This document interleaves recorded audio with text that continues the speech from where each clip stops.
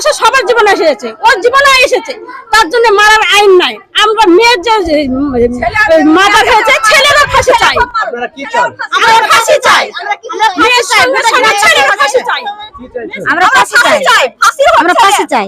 কেন ওর মারা মেয়ে হারিয়ে ফেলেছি, মেয়ের কবর হবে, ছেলেরও কবর চাই আজ। প্রেমিকাকে জেকে খুন করলো প্রেমিক মিঠু।